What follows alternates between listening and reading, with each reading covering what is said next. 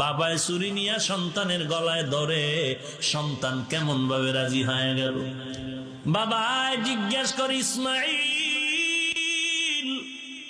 আমি ঘুমের ঘরে দেখলাম তোরে জবাই করতেছি, বল তোর কি খেয়াল?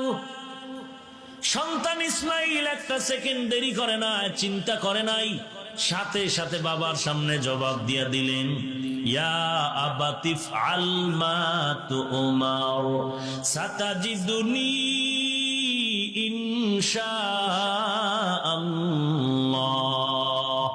ইনশাআল্লাহু মিনাস সাবিরিন।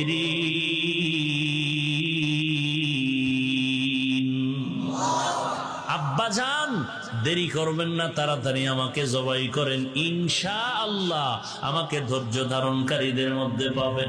এই কথা বলিয়া হালকা ভাবে ইসমাইলের চোখের পানি বের হয়ে গেল। আব্বাজান, আমাকে জবাই করবেন, আলহামদুলিল্লাহ, কোনো দুঃখ নাই, কিন্তু কথাটা মিনা বাজারে না বলিয়া যদি ঘরের মধ্যে বসিয়া বলতেন, আমার দক্ষিণী মায়ের থেকে একটু বিদায়ের সালাম জানায় আসতাম। কারণ এই 6টা বছর পর্যন্ত আমার মা কত কষ্ট করে আমাকে লালন পালন করেছে, আপনি একবারও তো দেখার জন্য আসেন নাই রে বাবা। আমার মা তো জানে না আপনি আমাকে জবাই করার জন্য নিয়ে আসছেন। তবে আমার কাছে, মায়ের কাছে বলেন নাই, আমিও সালাম দিতে পারি নাই, দুঃখ নাই।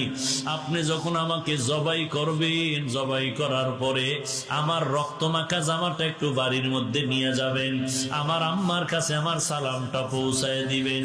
আমার আম্মা যদি ইসমাইলের না পায়, মা সন্তান হারার বেদনায় কান্না করবে, আমার আম্মাকে ধমক দিবেন না, মাথা ঠান্ডা করে আম্মাকে বুঝাবেন, হাসরের ময়দানে সন্তানের সাথে মোলাকাত হয়ে যাবে। শিশু বাচ্চা ইসমাইল ডাক দিয়া কয়, আব্বা জান, আমাকে জবাই করার আগে আপনার চোখটা রুমাল দিয়া বাঁধিয়া নেন, কারণ জবাই করার সময় যদি আপনার মায়ার নজর সন্তানের দিতে পড়িয়া যায়, আপনি ছুরি চালাইতে পারবেন না মায়ার কারণে। আমার হাতে পায়ে রশি লাগাইয়া নেন, কারণ আমার হাত পা যদি খোলা অবস্থায় আপনি জবাই করেন, আর অজান্তে যদি আমার হাত পার নাড়াচাড়া আপনার শরীরে লাগে, বেয়াদবি হয়ে যাবে, আল্লাহ বেজার হয়ে যাবে। আমি বেয়াদবি করতে চাই না রে বাবা,